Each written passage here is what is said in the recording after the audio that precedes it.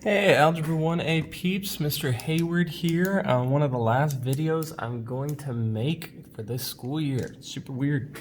Last week we did the first part of the Chapter 5 review, so we did 1 through 12 for the odds and the evens like normal. Now we are going to do the last 12, 13 through 24. I'm sorry I didn't get this video out yesterday, a little behind, but I'll post it today and then we'll get the evens out tomorrow as well. All right, let's start with number 13. Now notice, now we are solving by elimination, so slightly different from last week. Last week we did graphing and substitution. So for elimination, what you've got to do is you actually have to add my two equations together. Now just a quick reminder why we're doing that. If you look at this, both of these equations are in standard form, so graphing's gonna suck. And neither of them say y equals or x equals. So that's what we did with substitution. So that would be difficult too. Now watch what happens when I add them together.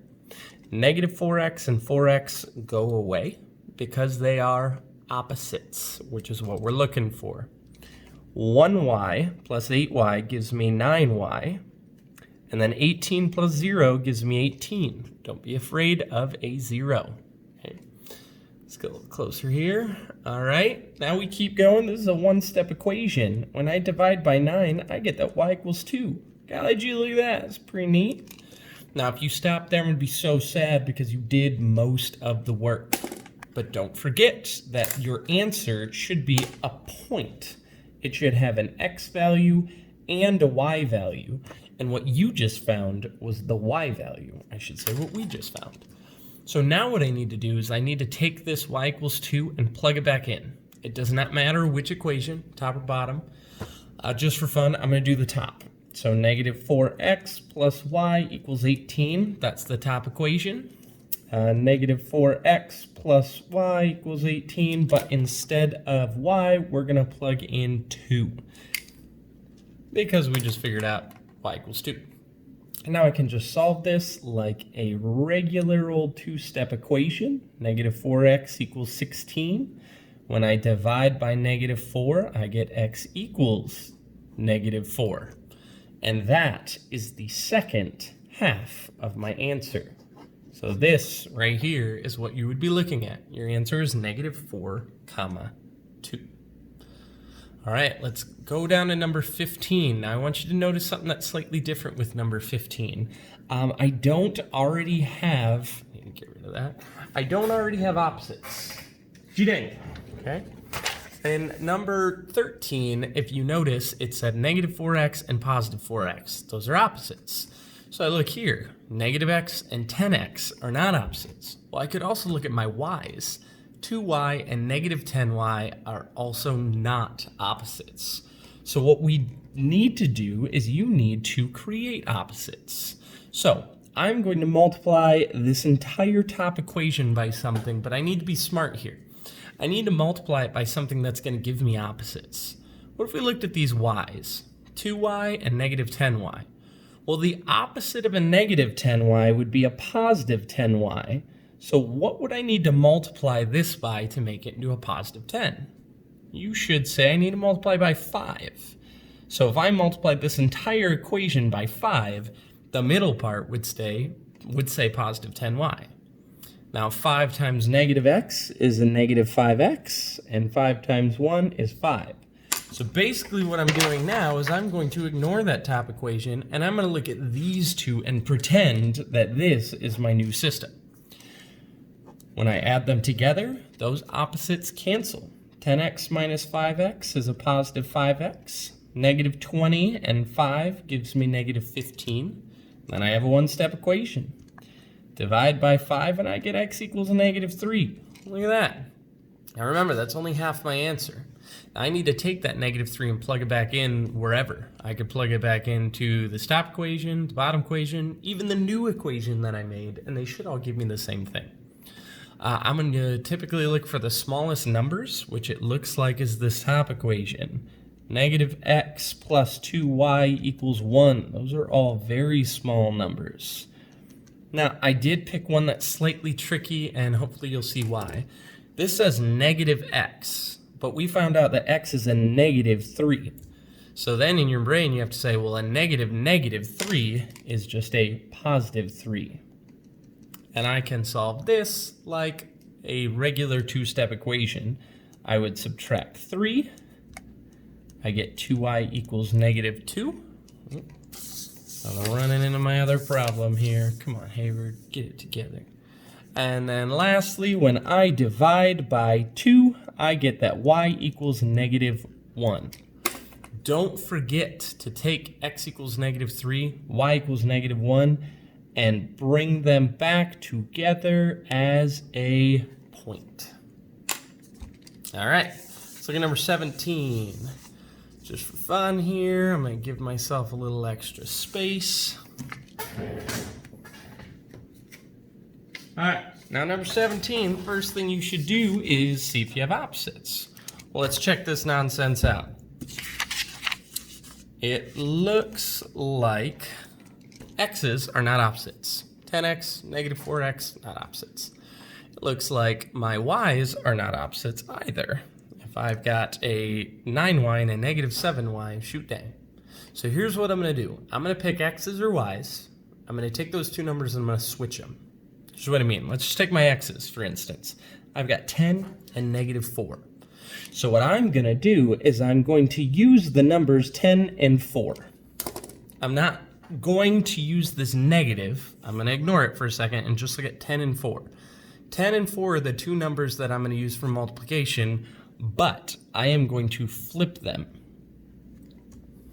Now watch what happens here. Let's just do the first multiplication here. 4 times 10x on the top, it gives me a positive 40x. Now if we look at the bottom, 10 times -4x. Again, I said we're just doing the first term multiplication just for now. We'll do the rest of them in a bit, but 10 times -4x is a -40x. Now look at that. Those two things are opposites just by taking these two numbers and switching them. Now I didn't mess with this negative because in terms of opposites, I want one positive, one negative, and I already had that. Notice 10x is positive, 4x is negative. All right, so anyways, let's do the rest of our multiplication. 4 times 9 is a 36. Oh, I wrote 39, sorry. 36y. And then 4 times -6 is a -24. Now on the bottom, we still have 10 times -7y, which is a -70y, and 10 times 16, which equals 160. All right. Now, slightly larger numbers, but that's okay. This is our new system here. Now, if you notice, I now have opposites, so when I add them together, those are going to go away. Now, I've got 36y and a -70y, which gives me, what would that be, -34y? -24 and 160 gives me 136. And my last step here for solving for y would be to divide by -34. You can use calculators, not a big deal. 136 divided by -34, I believe, is -4. Boom, look at that. Now don't forget, I'm not done, because I need to take that -4 and plug it in somewhere. Now personally, I would go back and look at the top two equations. I'm not going to plug it into the equations I created because those equations have bigger numbers automatically because I got it by multiplying. You could plug it in here, but these two, again, just bigger numbers. So it looks like the one with the smallest number to me would be this, -4x minus 7y equals 16. -4x minus 7y equals 16. So that's what I'm gonna work with. I'm going to take that and I am going to plug in what we just figured out. We just figured out that y equals -4. Now it's just algebra, people. -7 times a -4 is a positive 28. Okay. Then I would subtract 28, and I would get -4x equals -12. And then when I divide by a -4, I would get x equals 3. And don't forget to go back, take these two answers, y equals -4, x equals +3, and write them as a point. So if I were to graph my two original equations, these two right here, they would cross at this point, 3, -4. All right. So that's everything in terms of solving by elimination. We solved 3 methods: graphing, substitution, elimination. Elimination was the last one. Now we're going to move on to the last part of chapter 5, which talks about inequalities. We're going to graph an inequality. And then we are going to do a couple systems of inequalities. So check this nonsense out. Y is greater than x minus 2. It looks very similar to an equation, except for I don't have an equal sign, I have an inequality. Now the good news is it's graphed a lot like an equation. I'm going to start here, which is my y-intercept, which is at -2, friggin' sweet. And then I'm going to look in front of x, which is my slope. Now don't forget that if there's no numbers in front, you can always put a 1, 1 over 1. So my slope here would be up 1 right, 1 up, 1 right, 1 up, 1 right, 1 up, 1 right, up right, up right. Or I could work backwards. I could go down left, down left, down left, down left.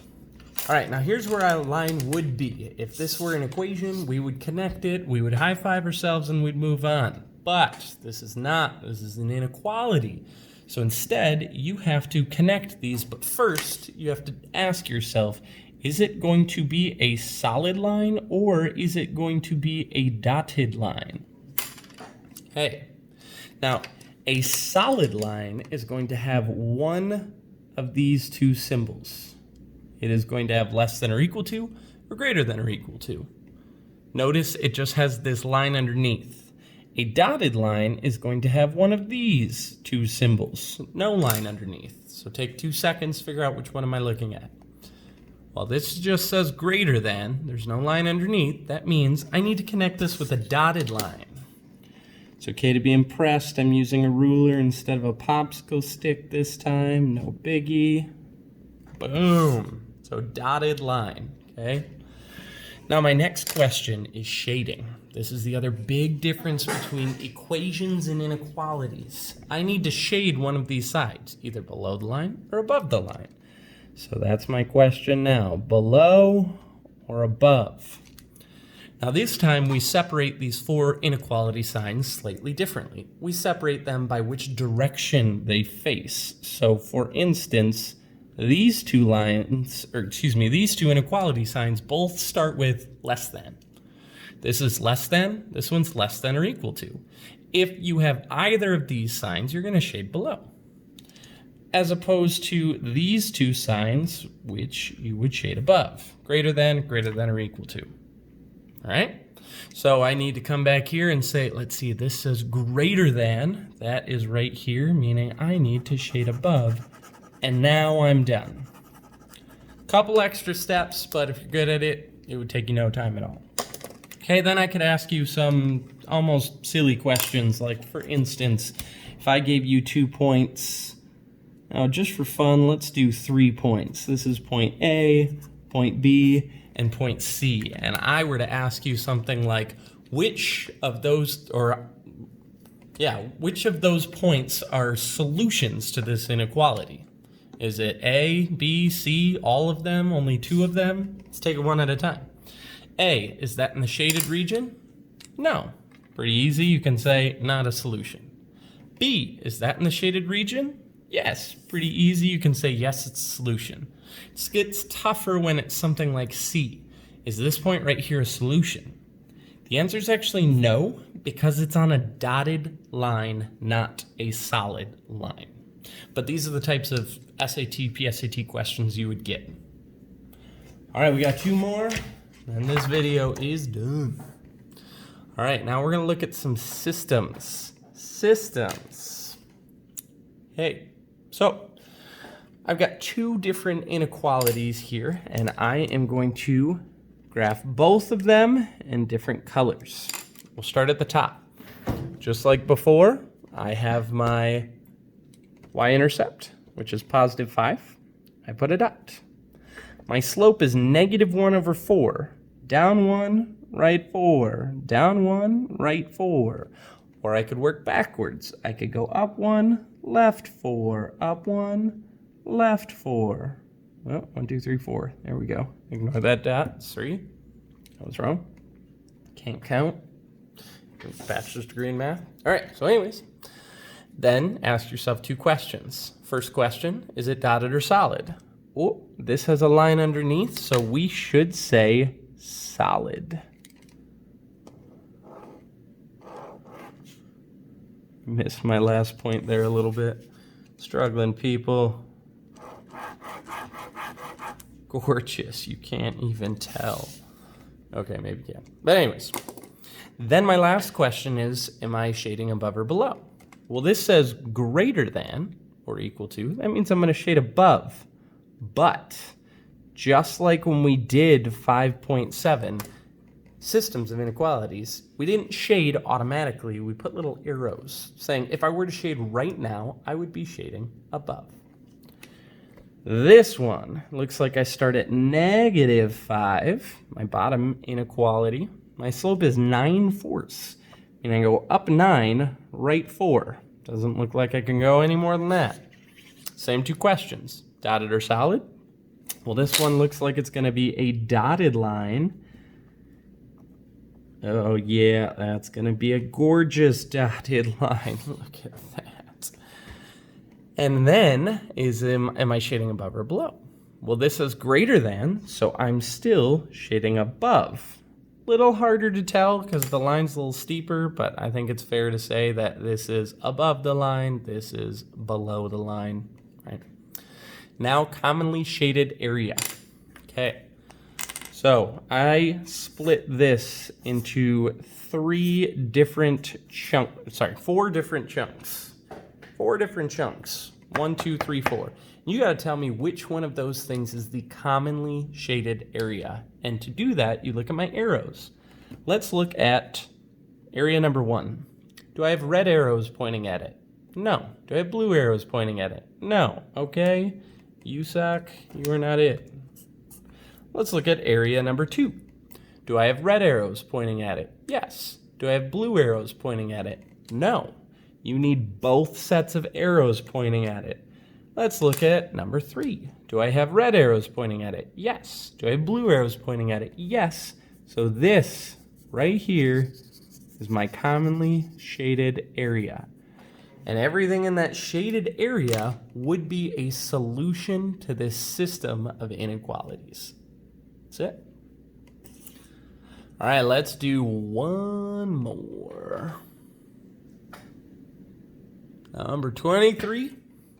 Same process. I am going to use the blue or black, whatever that is for the top, red for the bottom.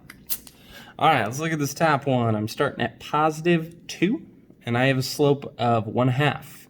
1 over 2. Up 1, right 2, up 1, right 2. Or down 1, left 2, down 1, left 2. Don't forget your song. It is going to be dotted because I do not have that or equal to line underneath. And then if I were to shade right now, it looks like I would shade above because this says greater than. Now my bottom one, it looks like I start at positive 7 and I've got a slope of negative 3 over 4. Down 1, 2, 3, right 1, 2, 3, 4. Down 1, 2, 3, right 1, 2, 3, 4. I'm determined not to count wrong again. Well, you go the opposite direction. Instead of down right, you could go up and to the left. Up 3, left 4. This one is also a dotted line because this doesn't have a line underneath it. It does not have that or equal to line when we're looking at the inequality. But this one, on the other hand, says less than. So that means I would shade below. Again, I've split it into 4 sections, 4 areas, and you got to tell me which one is the commonly shaded area. Hopefully you realize it's this right here. This chunk right here. because that chunk has red arrows and black, blue arrows pointing at it. That's black ink, blue pen, whatever, hard to tell. All right, so I'm gonna ask the same questions as before. I'm gonna give you 3 points. Let's say this is point A, this is point B, and this one, point C. Sure. And then you've got to tell me each of those points. Would they be solutions to the system, yes or no? A, is that in a commonly shaded area? No, it's not. Even though it's at a place where red arrows are pointing towards it, that means if I were to plug this point into my red equation, it would be a solution.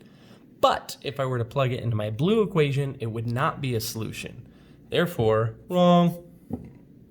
B, in the shaded region, so yeah, I could take that point, I could plug it into both of these inequalities, and it would give me a solution. C, yes or no? Take a second, maybe 2, maybe 3. No, it is on dotted lines. It's not in the shaded area, it's on the line. If it were on a solid line, that's acceptable, but it's not. It's on dotted lines. All right, there it is, folks. We will do the evens. I should post that video tomorrow, and then we will be good to go. All right, miss y'all.